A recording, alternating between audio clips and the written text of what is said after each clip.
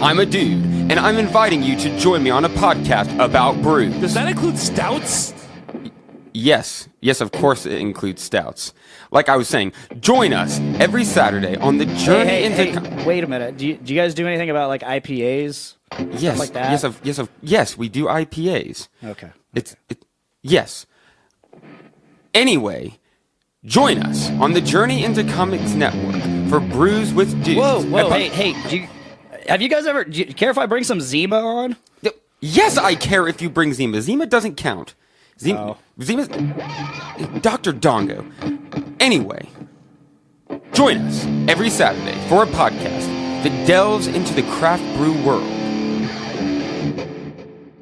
The following is a Journey into Comics Network production. Hey, this is Josh Richmond, and you are listening to the Voice of Survival podcast, exclusively on the Journey into Comics Network.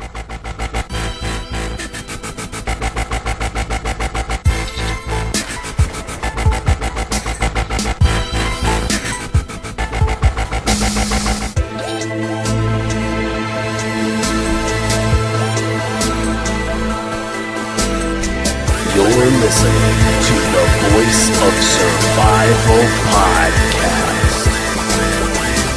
Ladies and gentlemen, your host, Nate Phillips.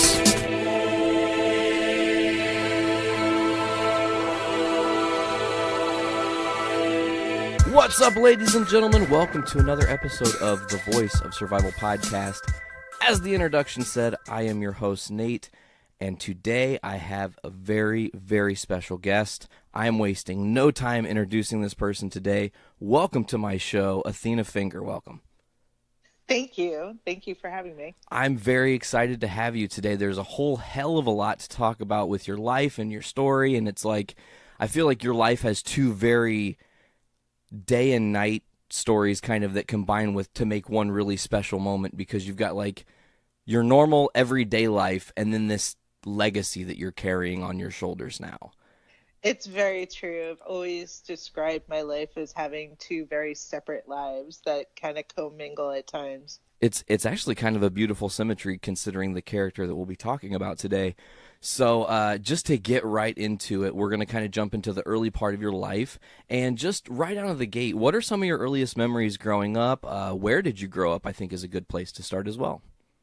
Well, I moved to Massachusetts from Oregon when I was about 3.5, almost 4. So I grew up in Massachusetts. I lived there until my early 20s. Oh, you're no stranger to winters then. No. No. There's a reason why I moved to Florida. I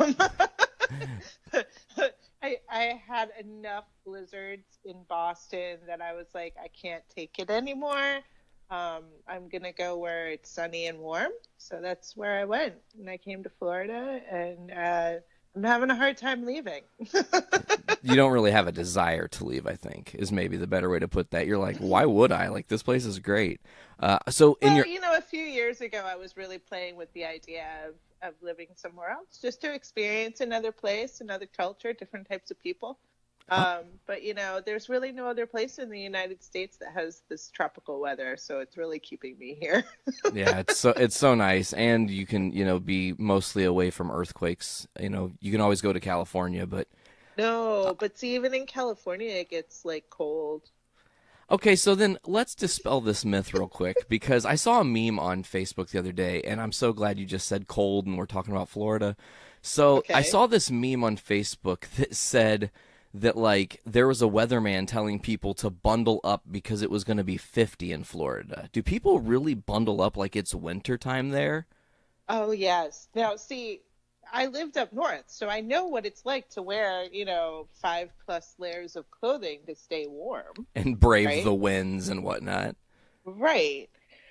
So when I moved down here in the middle of December. So it was cold up north, and I came down here and it was, it was like 75 to 80 degrees every day. And I started laughing. I'm like, why are people wearing hats and gloves and sweaters? And it's 75 degrees outside. I'm sweating. You're in t-shirts having a good time. Oh yeah, definitely. And since I've been down here for almost 20 years, I'm one of those people that gets to 75. I'm putting a sweater on. I'm putting on maybe not a thick sweater, but I'm putting on something to keep me warm. Well, and you guys also have to kind of contend with that like ocean breeze. So while it's 75, the humidity keeps it cold. So. Oh yeah, absolutely. So in your early 20s, you decide I'm moving to Florida. Was there anything that sparked that other than just you needed a change? Basically, I just needed a change. I was kind of dead in the water in Boston. I wasn't really finding any prospects with, my private life or my work life. So I had some friends who lived here in Miami, and I said, well, do you mind if I kind of stop by while I find a place? And so, no, and I haven't left since. So that's excellent. So you're staying with your friends. You find, okay, so one thing to note is that you are a teacher now.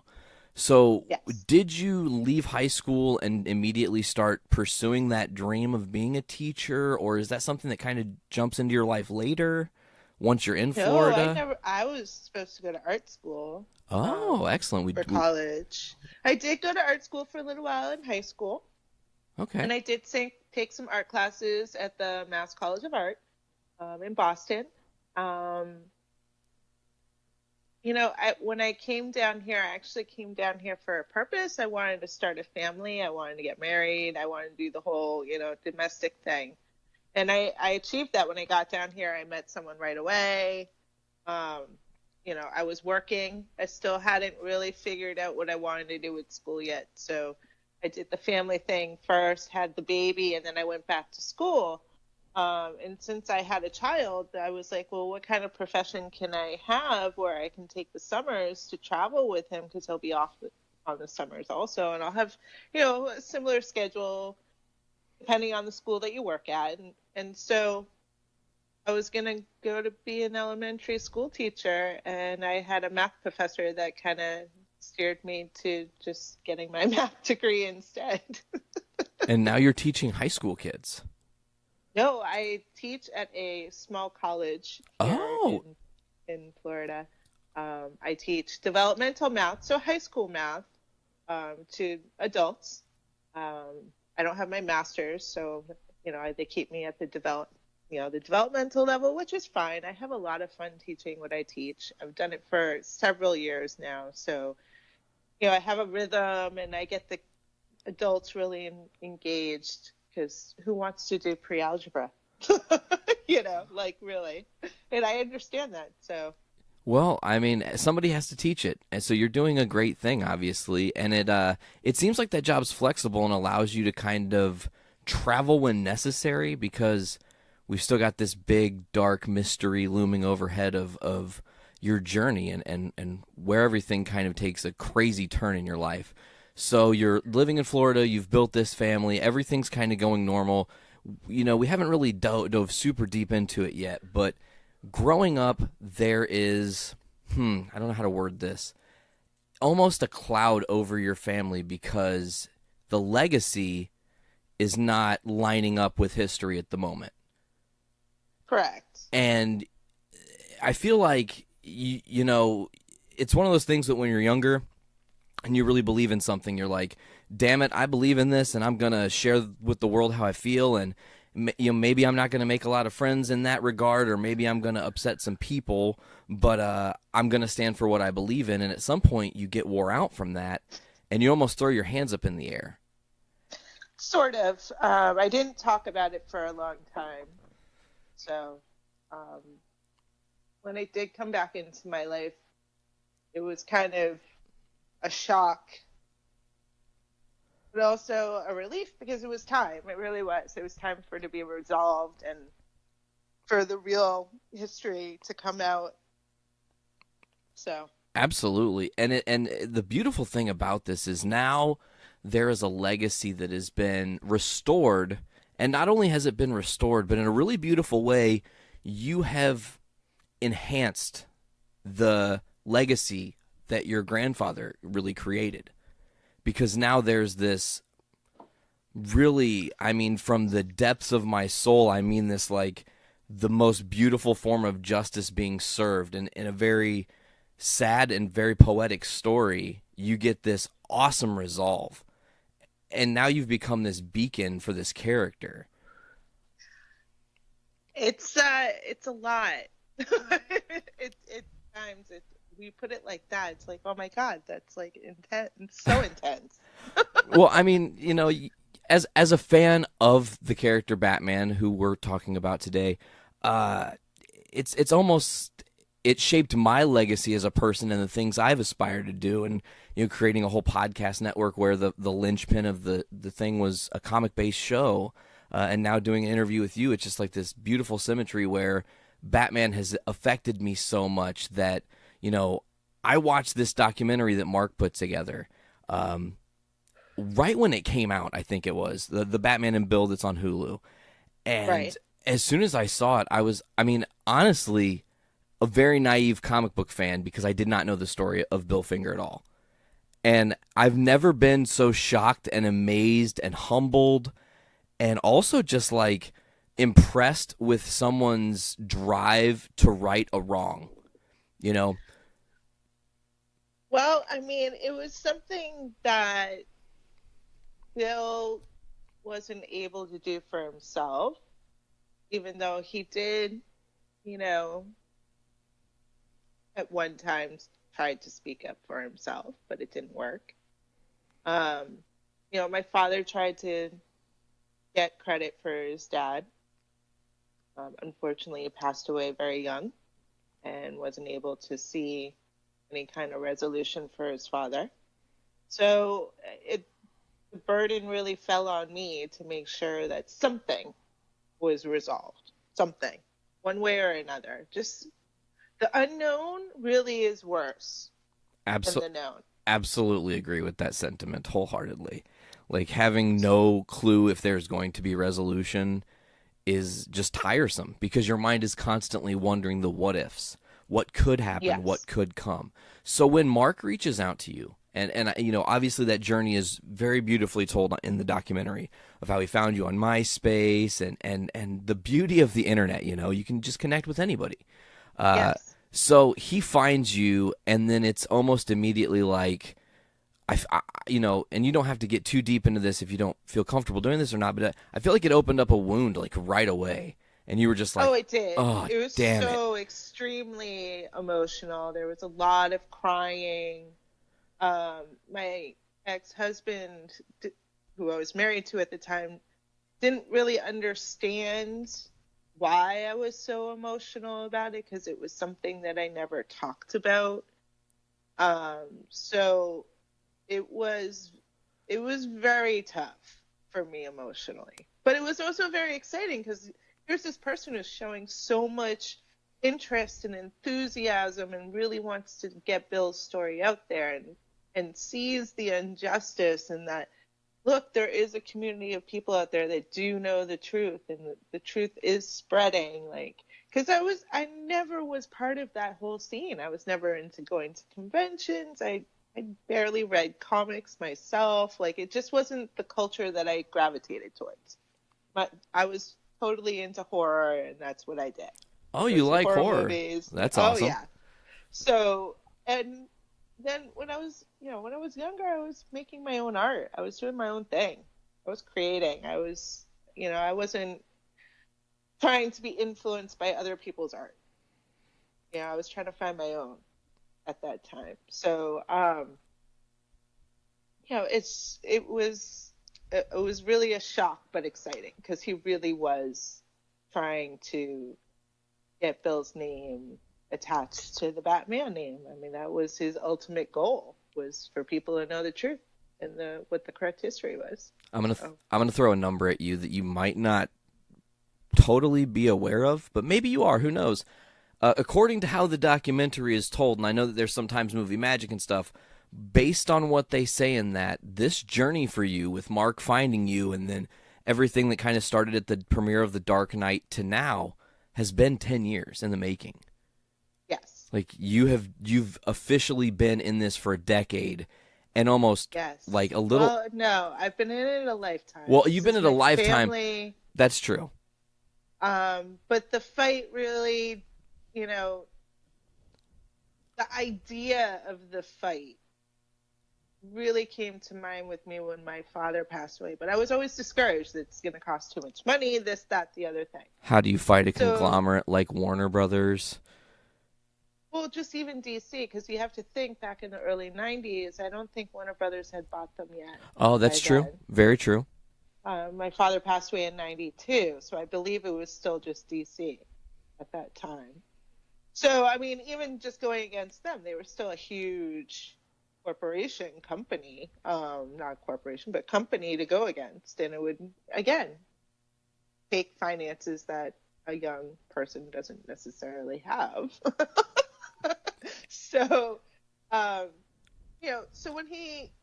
when Mark came and said, you should really approach the subject again, it's really something that you should really consider resolving. I took it to heart, and I talked to people that were close to me, and we kind of all said it was really up to me, and it's gonna be a long fight, and but you're really the only person that can do it, so it's up to you. And I'm like, okay, well, I guess I have to think about it some more. And then, came to being the 75th anniversary, and I was like, you know what? We really need to make this right. So that's when I started to really pursue things, was in 2014. Although things were, I had communications back and forth with DC. One thing that's very interesting to note is that you got married, but your last name is still Finger. So yes. You have kept the lineage going, and that kind of leads me to a next question, and hopefully this isn't a boundary of crossings or anything, but you have a son. Yes. And I've just been curious, have you guys considered having his last name changed to Finger just to carry it on? I have been trying to convince him to at least hyphenate it. Like, I understand his dad's old school Cuban. I understand that whole dynamic of carrying on the name. My son is his only son. He has a daughter. She doesn't carry on his name. So I understand that, but I think that there's also, you need to hyphenate and add this other name. But it's really, he might change his mind. He's still kind of young. He's only 15, so he's got tons of time to let life give him experience to feel out what exactly he's going to want to do. And of course, exactly. I mean, it's a personal thing. It is his name, so if he chooses not to do it, I mean, I have to respect that. So, but it would be nice if he would add it. But in his heart, he's all about it. He's definitely a Finger and totally supports the cause, and is super excited that his great-grandfather's, got his recognition and credit for everything that he contributed. Gosh, and that list is incredible. Watching the documentary, and you hear, it's not just Batman. It's Batman, it's Robin, Catwoman, Scarecrow, Joker, Riddler, Penguin, Two-Face, Gordon, Gotham, the Batcave, Batmobile, Batman's origin story. It's amazing. It is amazing, the mountain of work that Bill put in that literally changed the course of culture as a whole. Yes, it did. I think that my dad would be blown away by what has happened with the character. Because, I mean, it was still, in the 80s, it was still not as huge. It was still kind of a nerdy, geeky, you're sitting in your room and you don't have any friends, and it was a hidden culture. Where now it's celebrated and everybody goes to cons and everybody likes the characters and everybody wants to be part of it now. Everyone's proud to be a nerd now than it was, 30 years ago. Absolutely. So, I think he would be blown away by it. At times, I'm blown away by it. I mean, before Mark had found me, it used to be an eyesore. And I mean, you literally walk down the street, just walk one block down the street and count how many times you see the Batman symbol, a Batman character, anything related to the Batman. I'm telling you, won't go a block without seeing at least one. And so for a long time, it was like I tried to not see it, even though it was in my face all the time. You were living your own personal horror story with it at that time. Kinda, yeah. It was like really, it was painful. It was, it was just a constant reminder. Because at the time you couldn't, you could proclaim the legacy, but there was no one at that time or not enough information to the people around you that could substantiate what you were trying to tell them. Like, hey. Well, the internet definitely changed that a lot. I mean, oh yeah, the free sharing of information just allowed it to be a lot easier for people to, see that it's the truth. It's really, there are articles out there. There's people out there who know the truth, that worked with them, that worked in the industry, knew about the story. Like, there's confirmation out there now. And lots of people that, and there's lots of people that actually champion Bill now. It's not only just that, they're like, yeah, we were there, we were a part of it, but they're like, no, you guys don't understand how much he really did. Look at it for what it is. And then it's amazing. Right. It's funny. Some people don't know this. And I, of course, just to refresh and know as much as I absolutely could going into this interview, I re-listened to you and Kevin Smith's podcast that you recently did, which was incredible. And it was so much fun. I'm sure Kevin Smith, I'm an absolute huge fan. He's like one of my, if I could ever have a fantasy interview, he's the one, Oh, really? Oh, absolutely. So I'm shoveling snow today, and I'm listening, and I had listened when you guys first released it, but I wanted to go back and refresh, and I'm shoveling the snow today, and I just get to the part where you guys are talking about how your grandpa also helped create Green Lantern. Are you kidding me? Yeah, he didn't just do the Batman stories. He worked wherever he could get a paying job. And he's a hustler in that regard, and it's amazing to think of some of the things. Oh, yeah. I mean, he worked on the Superman script. He created Green Lantern. He created Wildcat. He did, I believe it was the All-American or something like that.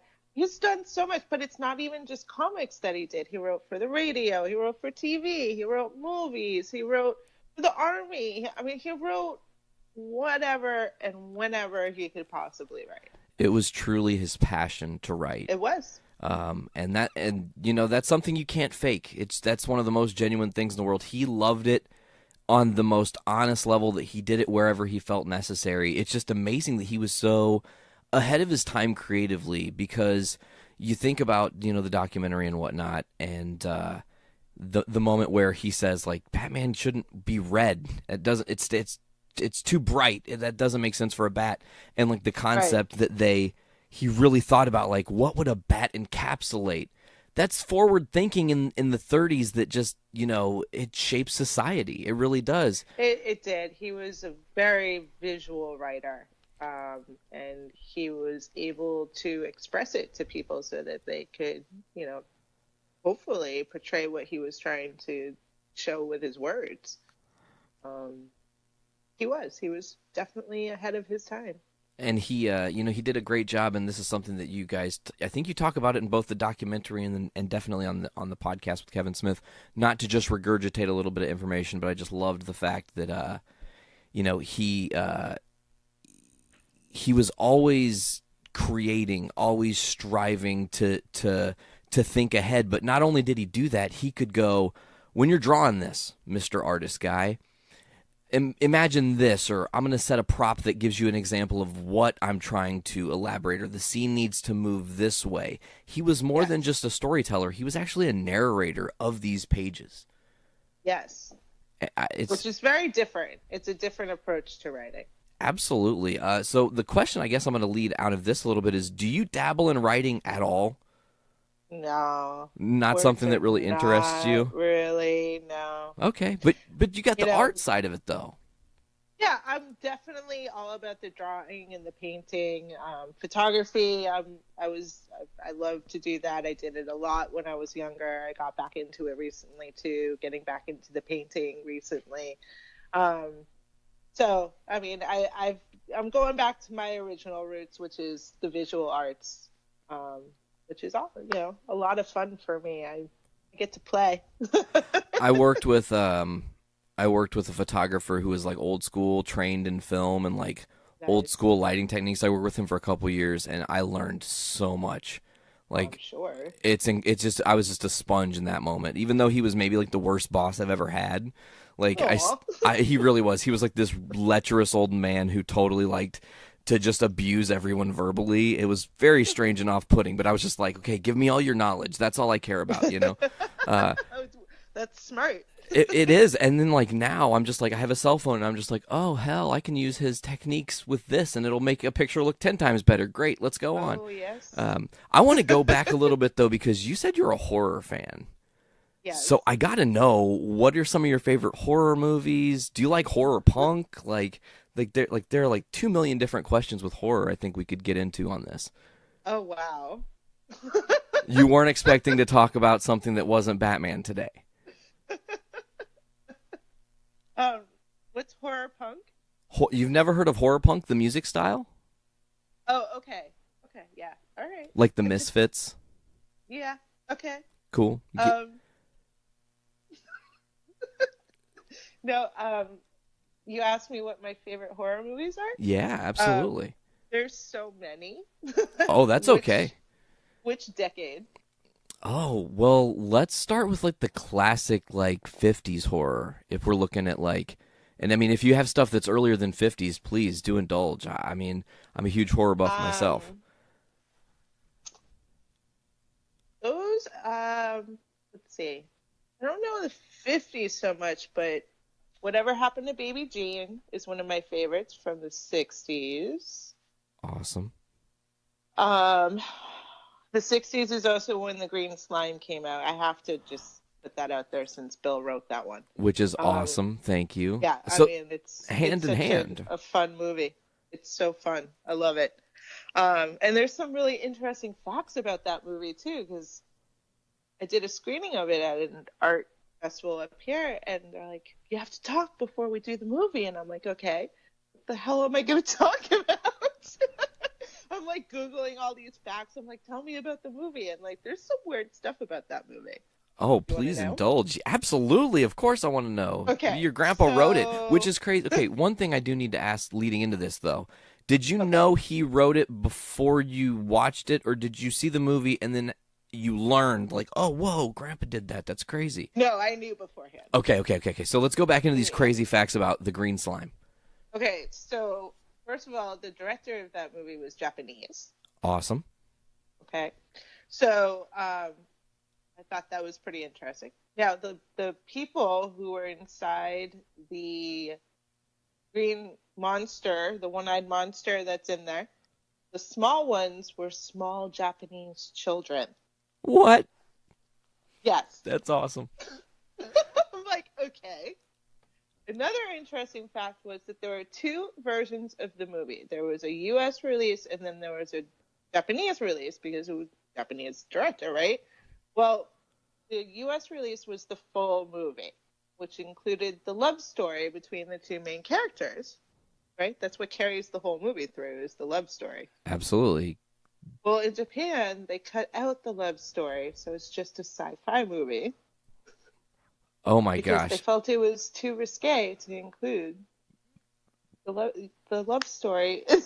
Okay, so how convoluted does it make that story then without the part that makes that story? You haven't seen it. I have not seen the Japanese version. I feel like I'm going to try to find it and give it to you somehow. Like, so you can just watch it and we talk about how bad it is, because I'm sure it's. How do you have like that's the most important part of the story? You can't. I know. What? Horror without love is just kind of. I don't even know what's exactly. What is the point? There is no point. So, what other facts about green slime can you tell me? Are there other crazy things that are within this movie? I have to look it up again. Those were my three favorites, though. Did you know Japanese children? I'm sure they had a field day filming that. Like, okay, we're gonna cover you in green slime. Oh, so crazy. Do you know this fact? But was Bill on set when they filmed that, or was he just the writer? He turned in his script and went about his business. Didn't care to see. He didn't leave New York. Oh, so he was just all business. Yeah, He didn't like to leave New York. His second wife tried to get him to move to California. And they actually got a divorce because she had to move to California to go take care of one of her children. And he refused to go, so they split up. And then she moved back to New York. And right before they passed away, they were talking about getting back together. But he did not want to leave New York City. That's where he wanted to be. That was his turf. That was his home. That was the birth of Gotham. I mean, really, all the things that are within Gotham you can find in New York City. It's a kind of a dark and beautiful symmetry there. Let's see here. I've got a bunch of little notes and stuff I got to try to remember to ask you about along the... Well, let me tell you. Okay, so I told you the 60s. In the 70s, there's so many good horror movies coming out of the 70s and the 80s. Okay. Of course, Texas Chainsaw is, like, of course, a classic favorite. In the 80s, I was a huge Freddy Krueger fan. I still am. Awesome. Love Freddy myself. Then some other ones that were my favorites were like Hellraiser. Moving into like the 90s, I don't know, they were weird in the 90s with the horror movies. I can't really think of any that like really, really grabbed me. Scream maybe is like the only one I can really think about. No, it was too campy and funny. It was really campy. Of course, every time I think of Scream, I always think of Scary Movie instead of Scream because they just did such a good parody of that movie. Although, I mean, Scream is a great scary movie if you're like not accustomed to horror. I mean, it's a great story. It's got a nice twist at the, like it's put together very well. But being someone who grew up watching the genre, it's like, this is hilarious. He's like, there's a formula for it. Don't say I'm gonna be right back. Woo! It's like, shut up. Every time you say I'm coming right back, you've definitely doomed yourself. Just give it up. It's over. Like, game over. You lose. I'm trying to think of other 90s horror movies. Chucky, I guess? Hard, right? Maybe the Child's Play Chucky movies are really... No, it came out in the late 80s. They were late. Like 87? Okay. So, that's probably about right. The 90s was like... Okay, so the 90s was like the big vampire time. Interview with a Vampire. Vampire came out. But I don't consider that a horror story because that's such a love story. Absolutely. So I don't consider that horror, even though technically, I guess, because it's a Dracula movie, it would be horror. But I don't know. It's just too beautifully done for it to be looped into that. So then That's just my opinion. Okay. Oh, I do have one 90s movie that I guess technically could be considered horror, but I don't know if it resonated with you, which would be the Blair Witch Project. Blair Witch. Okay, yeah, that came out in 99. So it was like right at the end of the 90s there. And that was, that was unique. That was a unique movie. It was the first of its kind. I was impressed with the fact that they did it in such a non-Hollywood way. You know what I mean? They really just were a couple people in the woods, and sometimes that's just scary, and then you have this other story going on with a witch. It was like, and the way that they did it wasn't like super effects. It was, it was kind of the first kind of found footage film that's started that whole genre. Absolutely. And then I'm trying to think if there was anything else before that, but I can't really think of anything. No. And then, of course, from Blair Witch spawned the Paranormal Activity movie. Did that resonate with you at all? No. The problem with that is that my ex-husband was not into horror, so we didn't really see that many. During that time, I did see House of a Thousand Corpses, and I was not impressed with it. I was like, this is like towards the end when they go underground into the cave and the guy is there, and it's like just weird. It's like it took this weird turn. Like the whole beginning of the movie was just like Texas Chainsaw Massacre in a way, and then it went like, what? I watched it and I was like, huh?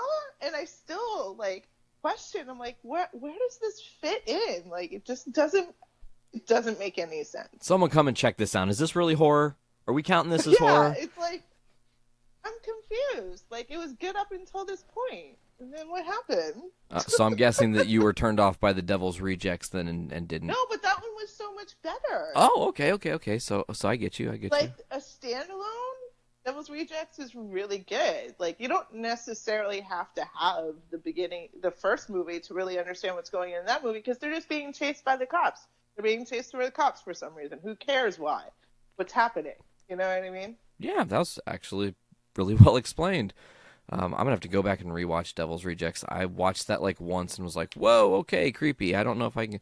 I'm a little bit different with my horror. Sometimes I get a little jittery, but do you watch oh God, what was that movie called? Japanese movie, they based Saw off of this movie. Oh, why can't I think of it right now off the top of my head? I don't know, but they've been putting out a lot of good stuff in the last, I want to say, 15 years. I remembered what it's called. What is it? Ichi the Killer. No, I haven't seen that one. It's a Japanese. I don't know if it's on like Netflix or Hulu or anything. Maybe it's on a streaming service. I'll do some research after and let you know. Okay. But Ichi the Killer was like the original idea that they took to make Saw. Okay. And I thought the first Saw movie as well as the second Saw movie were pretty good horror flicks. Okay, well, yes, the Saw first couple were really good. I like the series. I like what the concept of it. I know a lot of them were really bad. The last one that they just did with Jigsaw, did you see that one? I haven't seen it yet. I have it in my queue to watch. Just haven't got to it yet. It's good. It's good? Way better than the last one with the guy who wrote the book that was lying about being...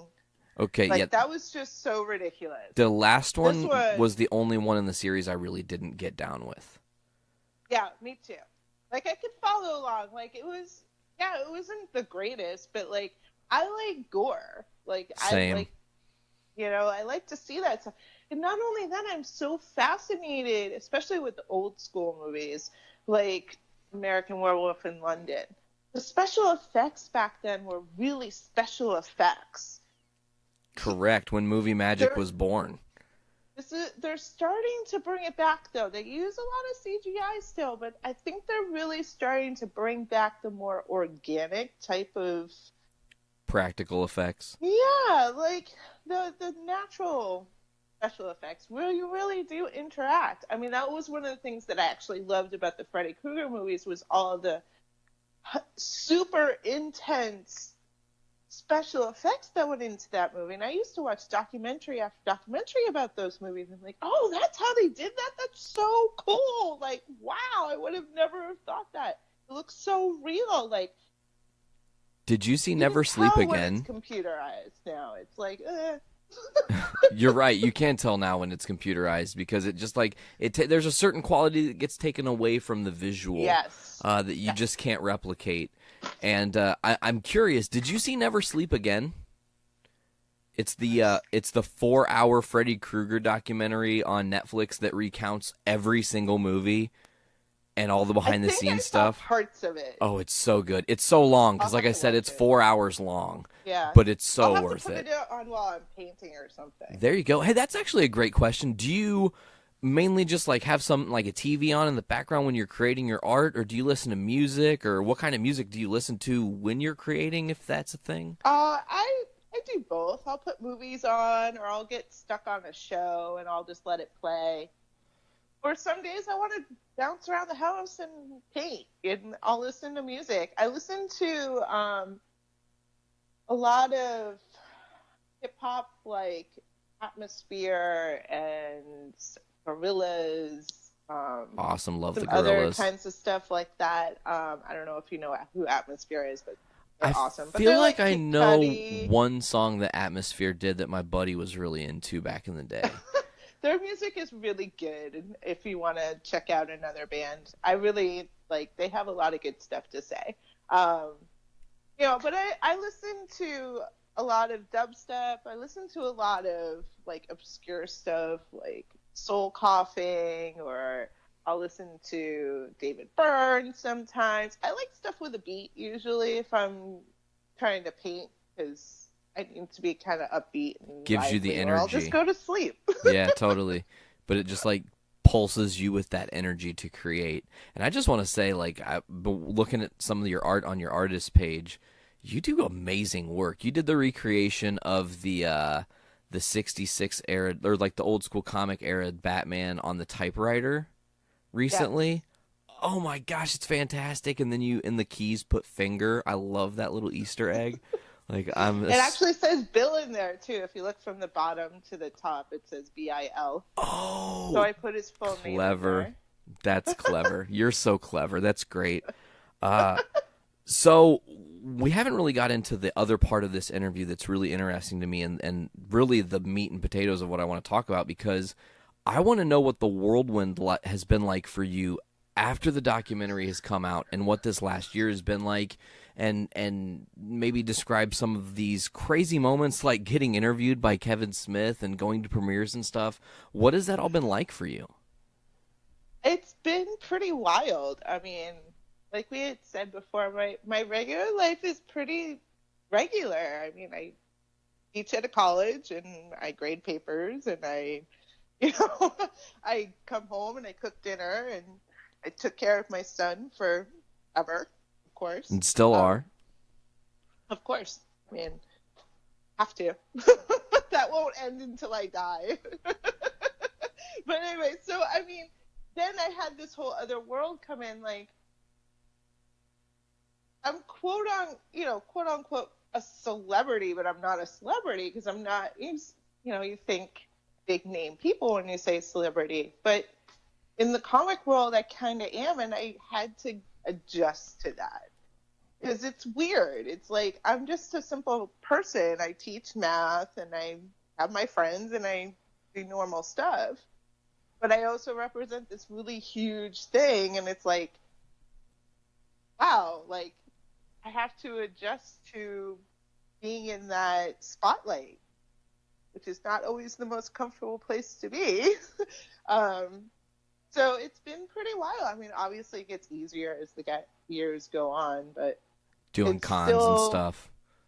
Yeah, but it's still like, when people ask me to sign things, it still is like, why do you want my signature? Oh yeah. It's like, it's still kind of a foreign thing because it's not really who I am. But it's something that you're becoming. You've become like the bat signal, Athena. I have, and I fully embrace it. I mean, the fans are awesome. They are brave enough to reach out to me, and I respond to every single person who gets in touch with me. I think it's awesome that people feel comfortable to say, hey, I just appreciate everything. I think it's awesome. I don't shy away from that because, like you said, I kind of am a beacon. They can't talk to Bill directly, can't go visit a place where his ashes are. I'm the next best thing. So I really honor that. I respect the fans for that.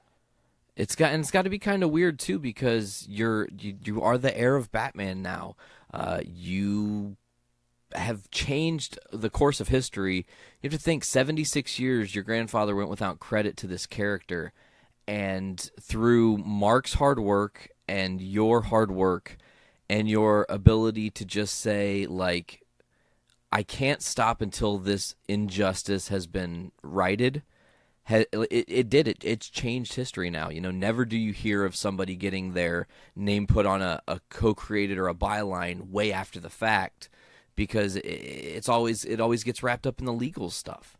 It does, and I feel very fortunate that we were able to. But again, timing played a huge role in that, like I had said before. Sometimes it's all about being in the right place at the right time. Yeah. So you haven't had any like crazy fan experiences? People aren't asking you to like sign their babies or anything, right? Oh no, nothing like that. So it's pretty tame in that regard.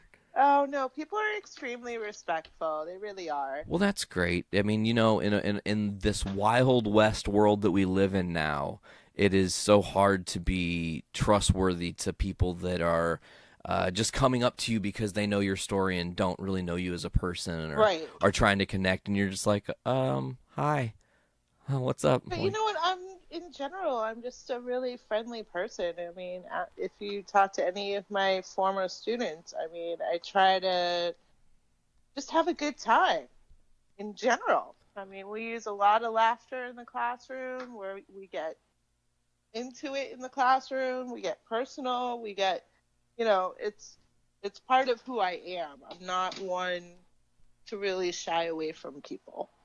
You seem like a beacon of light as well, like very positive and uplifting through everything you've endured, which is, kind of what this show is all about, like going through some craziness and coming out on the other side and being okay. And not only being okay, you've redefined this legacy, as I was saying earlier. You've totally redefined your own legacy now because you're a torchbearer that gets to experience all these crazy things. What are some of these, okay, you've been to a lot of these different events and been to screeners and seen premieres and whatnot. Have you had anybody in the industry come up to you that just blew you away, that they were aware of who you were based on all this stuff that's gone on? Not blown away that they knew who I was, but when the Green Lantern movie came out, I went out to LA for the premiere. I think that was 2011. Yes. Okay. And I was at the after party, and I was introducing myself to Angela Bassett. And when I said who I was, granddaughter of Bill Finger, the co-creator of Green Lantern, she goes, "You mean from the 40s?" And I go, "You know what I'm talking about?" She's like, "Yeah, you're talking about the writer from the 40s." And I'm like, "Yeah." And she gave me a huge hug and introduced me to her whole entourage. There must have been 20 people with her. Whoa. And she's like, "This is, the granddaughter, and da-da-da-da. This is all these people." And I'm like, oh my God. I was shocked. I didn't really get past her saying, "You mean the one from the 40s?" I was blown away by that. She did her homework. She knew what she was talking about. It was thank you. Wow. What an amazing experience that this person actually knows what I'm talking about. Because for the Batman ones, only a few people knew. So you were just... It's not like this... I don't know. People don't take the time, I guess. So... Really... It had to be vindicating for you because that's probably, 2011. That's before the documentary comes out. So yes. At this point, this is one of the first times where you felt vilified and recognized that your grandfather was getting some recognition from someone. I mean, your whole life you had spent trying to tell people what an amazing person he was and all these cool things he accomplished, and no one really getting the importance of it. And then now... this is more of the tide turning to what's hip now and what you've been up to now. I'm sure the experience with Kevin Smith on his podcast was a blast. You went to the Fat Cave? It was, yes. Oh, that's amazing. It was. It's kind of a funny story. I was chasing him down for several years. For 3 years, in fact, I was chasing him down to be on his show. And for whatever reason, it took that long, but it was such a delight to finally connect with him and be able to talk. And I wanted to thank him for having me on the show. And so I did a painting for him, and he was, shocked that I had something for him, first of all. And then he was just so delighted when I showed him what I gave him, and he was like, "This is amazing." I don't get presents, he says, right? And you're just like, really? I know. That's you're Kevin nice. Smith. What? How are people not showering you with gifts, you amazing creature? What? I don't know. But I mean, it was such a delight to be able to connect with him finally. And I kept meeting all these people that are in his circle and even close to his inner circle, and I still couldn't get to connect with him until last year. Finally. It's finally happening. It was finally yes. I had a question, and it's pervading me. Give me one hot second here. We were going. Well, I do want to ask this. Recently, and this has already happened. Okay. You were at the presentation for the street being named after your grandfather. How awesome was that? Yes. I was so surprised about that. Mark had been trying to do something for many years, something in New York to honor Bill, a plaque on one of the buildings he lived in, a bench in Poe Park, something. And so the city said, we're going to name the street after him that runs along Poe Park in the Bronx. Oh, man, which is where he and Bob created these ideas. And, yes, and they collaborated. They would hang out in Poe Park talking stories and, figure out scripts and characters. And to be a fly on a tree in that park when they were conversing. I know. Man. Oh, that's just like shakes you to the core to think about. That was an amazing event. I mean, the people that came out, the school, they had a 5th grade class come out, and they all did a little art project that they presented. One student spoke for the news. Like, it was just an amazing experience. The mayor that was running for mayor, awesome. Like, such amazing energy from him. He was so gracious to be part of it. Like, the whole thing was just, like, beaming the whole time. It was amazing. And that's something that no one can take from you. You got to live this really totally incredible experience where this will forever be memorialized. And I just love that it's a part, it runs alongside a Poe Park, and it's just history right there in the moment. And my first time I go out to New York, that's one of my first stops without a question. Never been, but that's on the docket to do. And then of course, being my goofy self, I remembered that question that I slipped on for a second here. Okay. It's a follow-up question to something you might actually not be allowed to talk about. So if you can't talk about it, just say, hey, we'll discuss later or something. But okay. On the Kevin Smith podcast, he says he wants to do a comic with you. Has anything been done about that? Have you guys worked on, talked about, collaborated, corroborated on an idea, brought it to DC, anything like that? He did reach out to somebody. We're just waiting to see how they feel about it. Interesting. I don't have anything else to report. I'm curious to see if it would happen.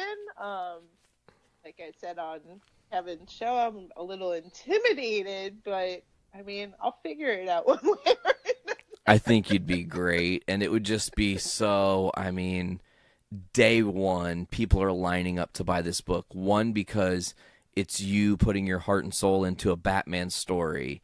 And then two, it's you who is a creator, who has the Finger name, who is not just helping write the story, but actually drawing these concepts and bringing them to life. It could be, I just see absolutely incredible things in that regard. And I'm very hopeful that that actually happens for you guys. I'm very curious to see if it's going to happen. If it does, it's going to be a lot of fun. Oh, totally. That's for sure. You'll have a blast. You'll have more stuff to do at Comic-Cons, because then people will have you come up and sign your books.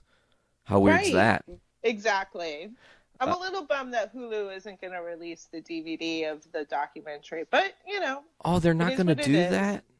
No, they're not. Is it because they want to keep the exclusivity of it being streamed?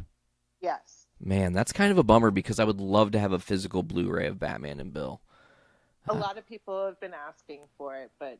I wonder if you could get somebody to privately, kickstart a bootleg version or something. I don't know how that works, because, you don't know. I don't do any of that stuff. I'm sure you could find it out there. I'm sure someone made a bootleg. Yeah. They bootleg everything. People are awesome in that regard. We did have a fan question. Somebody sent this in. AP, he's one of the hosts on the Journey into Comics Network. He hosts the Poor Report and is a co-host of Foodies Watching Movies. He was curious if you are ever asked to cameo in an upcoming DC feature film or on, let's say, one of the CWs, whether it be Flash or Arrow, maybe Gotham on Fox. Would you do something like that? I would totally do it. And you're not the first to bring it up. Damn. I had a friend actually reach out to the girl who plays Catwoman. Catgirl. I can't call her a woman. Catgirl, yeah. Yeah. And, talking about having me on the show, just doing an appearance. I haven't really said anything to anybody about it because I'm not an actress. I'm not in the industry, so I don't think they would even think to ask me. And I haven't really approached them about it because I don't know. Is it kosher to do that? Like, am I allowed to ask? I think that you have every. Kind of a weird. I think you have every right to ask about a show that the namesake came from your grandfather's ideas. Like, I think you absolutely have that right to be like, hey, man, you know, you could throw me in a jail cell for a couple minutes in GCPD and I'd have a blast. You know? Yeah, whatever. And then fans would be like, holy shit, Athena was in Gotham. That was amazing. Did you see her? That was so cool. Like, we got to check this out. And I'm a huge fan of Gotham. Add it to my resume. Yeah, see? And add it to the list of things that, you know, you can do. Because it seems like you like to do and dabble in a little bit of everything. And, you know, you're an artist. I love that. Teacher, that's a special place in my heart. My mom is a teacher, girlfriend, teacher, family members, all teachers. Like, I know We're what a special breed. It really We're is. Patient. We're very patient people. Patience beyond your years. Yes. And that makes you not only just an amazing teacher, but I'm sure it makes you an amazing parent, which is important, that you have a great a great relationship with your son. I'm sure sometimes he makes you want to pull your hair out, as most children do. Yeah, but we all did. Yeah, absolutely. That's how we grow and we learn. You know, I noticed you have some tattoos, and I feel like you've got more tattoos after the documentary. Is that true? Because I feel like, and maybe correct me if I'm wrong, but I feel like the first time we saw in your documentary, you didn't have any tattoos, and then you have like a dragon on your one arm, and then is your other arm? No, that was there. It was? Oh yeah, I started getting tattoos when I was 19. Oh, nice. So you have lots of tats. 2, 3, 4, 5, 6, 7, 8, 9, 10, 11, 12, 13. Oh, excellent. Do you have any tributes to the bat? I do. I have 2. Ooh, actually. Awesome. The first one that I got was very small and hidden, and it was the original Batman logo, the real simple one with just the black and the tiny little face. And then I put Bill's initials under it, but it's in a place that you can't see it, and it didn't heal properly, so it doesn't look very good. So back in 2014, I went and got another tattoo. Same logo, just bigger, and I got it on my leg, so you can actually see that one. Awesome. You're like, yes. But the other stuff I have is all personal to me. The first tattoo I ever got is a big, huge Felix the cat, and he's juggling 9 little Felixes the cats, and he's juggling his 9 lives. I stole it off of a comic book cover. Awesome. Felix the cat's awesome. And then I just kind of went from there, and I just started covering myself with tattoos. The dragon that you mentioned, the red dragon that's on my arm, that's actually an original piece of mine. I drew that out myself. Incredible. So okay, so then that you're gonna make me ask this next question. It's not even on my list of things I wanted to ask you, but here we are. You've guided me down the road. Would you ever do tattoo art? Would you ever tattoo people? Oh, I can't deal with other people's bodily function, like fluids. No, I feel you. So blood, you're like, no thanks, no thanks. Needles, no thanks. I'm all set with that. Okay, well that's good to know. Good to know that you have limits and things you won't get into. If somebody wants me to draw something for them and then have an artist do it, then yeah, sure. See, you should do the C2E2 Comic Con up by where I live. It's the Chicago Con, and they have tattoo at the con. They have a whole shop they bring every year that are these tattooers, and they have, you can go and get tattoos of different comic-y stuff. I'm sure if you sat at Artist Alley and drew stuff for people to get tattooed, you would make a killing. Oh man, even if you just did little doodles, like, it would be great. People would probably eat that up. That's a good idea. I'll have to keep that in mind, because I believe it was, I want to say SuperCon 2016. I believe they had a tattoo artist there at that convention. And it was the first time I had ever seen that. Like, I know they have tattoo conventions, but you don't see a tattoo artist at a freaking comic book convention. It is a little unorthodox. It's like, what? But, I mean, they kind of go hand in hand. I mean, a lot of people who are into comics are definitely into tattooing. I mean, I've seen some beautiful comic art put on people. Absolutely gorgeous. Absolutely. It wasn't weird, but I was like, oh. It was kind of surprising to see it. So it's good to hear that they have them at other places, too. Yeah. I'm going to have to keep that in mind for when I go to my next table and put a little sign. Are you staying busy? Do you have some cons coming up that you can talk about and let people know what you're going to be doing next? I have 3 things booked so far. I will be doing SuperCon here, again in Fort Lauderdale. I will actually have a table there this year. I won't just be attending. Sweet. And I'll be featuring art. I have some stuff that I need to finish, and I have some new stuff that I'm going to start working on before then. Hopefully soon, because June will be here before I know it. Blink and it'll be here. Absolutely. July, I will be going to San Diego, but I wasn't approved for a table, but I go out there to help present the Bill Finger Award every year. So I went last year, and I'm going again this year. I went back in 2014 for the 75th anniversary and presented for the first time that year. So I'm going to be doing a lot more of that, presenting that award every year and participating in that.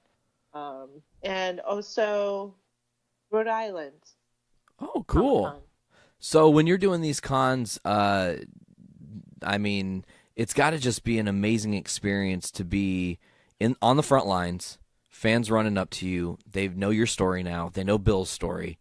They know the history, and they are, I'm sure, because I'm also in this boat, jubilant to speak with you because of what you not only represent, but that I don't know if anybody's ever really made this analogy to you, but you were kind of in your own right like Batman's daughter, because your life is this great tragic story that you live through, all these different things happening to you and all these things that you go through to come out on the other side as not only just a beacon of hope, but a beacon of change, and that you can, really pursue your dreams and never give up. And, if you're always going to find a way to be righted in the end if you keep working hard. And I love that message that you are giving to people.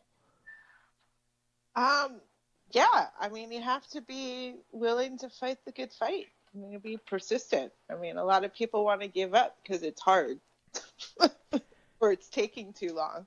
Yeah. And, I was fortunate enough that it only did take me, it took me a lifetime, but it only took me about 6 years to get the whole thing really resolved. Once you put your mind to righting this wrong. Right. Absolutely. And it was, what's the right next step? Okay, now that we've done that, what's the next proper thing to do?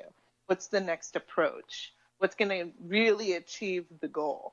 And that's kind of what it is. And you can't be so overwhelmed with something. Because, I mean, it was pretty overwhelming taking on this big, huge corporation that has no morals and doesn't really care if you don't have any money or anything. They just don't.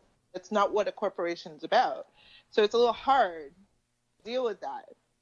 Yeah, you're not. So you have to kind of just keep yourself grounded and focused on what I focused on my teaching. That's what kept me grounded and kept me going. It's because I really truly enjoy teaching. It really is my first passion, and it's really what I was called. It was my calling. I mean, it couldn't be a better fit. It really could.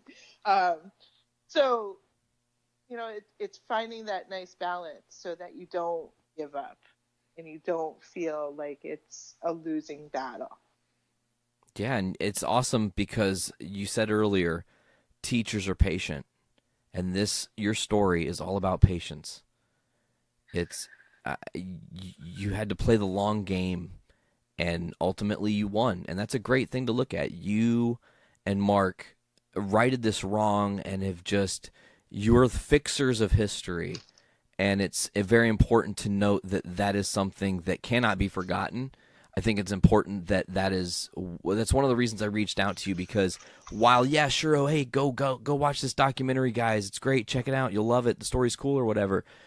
Actually talking about the carrying on of this and how much this is the future. We are in a new era of what it means to be fans of this industry because of the work you did. And that's, we as fans, I think, want to just say how grateful we overall are. Well, you know what? Without the fans, there would be nothing to fight for. Damn, well said. You hit that one out of the ballpark. Awesome. Well, it's true. I mean, if it wasn't such a popular character, it wouldn't still be here, and there'd be nothing to fight for. Yeah, you are absolutely right. I mean, what's the point of fighting for it if it just fell by the wayside, you know? Right. So I'll throw one last question your way, and then we'll wrap this up. I know you've got a dinner to get to. And, you know, I'm hungry, yes. so I vibe that. So what are some of your favorite characters, in retrospect, that your grandfather created that are not exclusively Batman? Oh. Not exclusively Batman? I'm saying, like, while it can be in the Batman universe, you could talk about Riddler or somebody. Is there a character that isn't the Bat himself that resonates with you as an adult and having lived your whole life in the shadow of the Bat? I would have to say Catwoman. Like, I really like the way that she really plays both sides and still at the same time is very neutral and is always looking out for herself. And who can forget that amazing Michelle Pfeiffer performance? Oh my God, she was gorgeous. I mean, she killed as that. And, you know, also funny, my brain is going a million miles a second here. Promise is the last thing because I don't want to keep you. But it's perfectly okay, I promise. Okay. So the Dark Knight movie, there's a line that I think it's Aaron Eckhart who plays Two-Face says that's resonated in history, 10 years in the making. It's one of the lines I'll never forget. You either die a hero or you live long enough to see yourself become the villain. Right.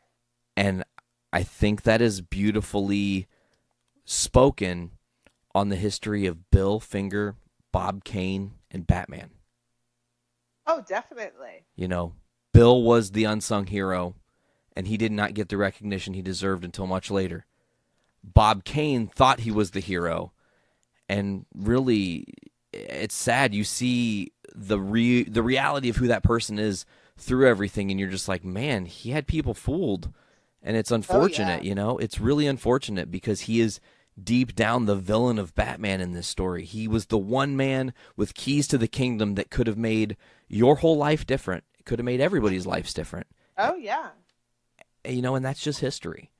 And now you get to have this beautiful story of triumph where justice in the most beautifully true way has been served. It has. And it couldn't have happened at a better time, really. I think it was definitely something that was long overdue. Hell yeah. Well, Athena, thank you so much for coming on The Voice of Survival today. It's been a pleasure to talk with you. Thank you so much for having me. This was a delight.